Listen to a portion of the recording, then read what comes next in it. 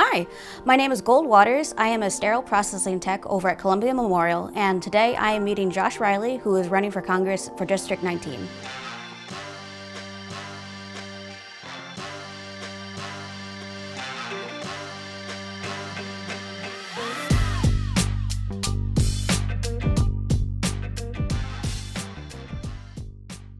So I really appreciate you letting me spend a little bit of time with you to learn about your day-to-day. How did you get into the profession and into healthcare? My mother was a nurse, and when she was going through nursing school, I was reading her nursing book, so it was already like an interest of mine. So I was like, oh, healthcare, that seems like a positive place where I can put my energy and actually help people. I know it's really challenging at the hospital right now with staffing shortages and a host of other challenges. What are some of the things that, if you could improve at work, what would some of those things be? Definitely the staffing is the big issue, because in my department, I'm sterile processing, so every single tray, instrument, any item that's used on a patient comes back down to us. When we are so understaffed, I can't properly do my job as fast as it can, because tray turnover takes 3 hours, 3 to 5 hours. And if we don't have the equipment, we can't do the surgery. And the last thing you want to tell a patient is like, hey, we don't have the equipment, your surgery is delayed till tomorrow. Yeah.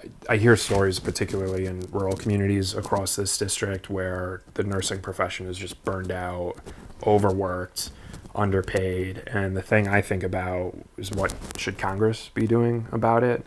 And one of the things is increasing Medicaid funding. If we have better Medicaid funding through the government, the hospital can put that towards resources like retaining workers and bringing in new qualified staff. So I come from a legal background, and one of the first cases I worked on after I got out of law school was representing kids who are on Medicaid from low-income families, some with special needs. And for them to get the care they needed, they had to travel many, many hours away. They had to wait a really, really long time to get the care. And then meanwhile, in the next zip code over, you had families who were much better off, and they could get in and see a doctor the same day down the street. And I argued in federal court then, and I believe now, that healthcare should be a civil right in this country. And the thing we argued for in court, and what I want to argue for in Congress, is that we need to increase those Medicaid reimbursement rates, and not just make sure that we're increasing the rates, but also making sure it's getting to the right people. It shouldn't be lining the pockets of the corporate executives and the lobbyists and the profits. It should be getting to folks like you who are doing the really hard work. So, I mean, obviously the wages aren't high enough, which is bad enough, but then the cost of living is skyrocketing. The rent increases have just been astronomical, especially after the pandemic, and our wages didn't increase. It's been a struggle, because it's just like, oh, you're our healthcare heroes, and it's just like, I can't make rent.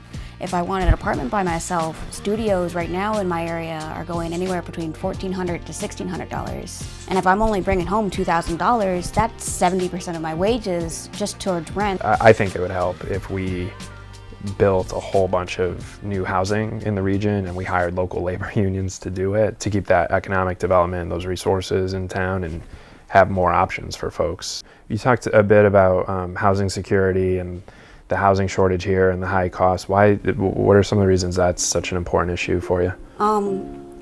I've been homeless before, from 19 to 26, and I'm never going back there.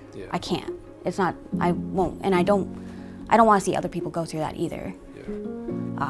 It's one of the most terrifying things to go through. How did you find the strength to get through it and to get to where you are today?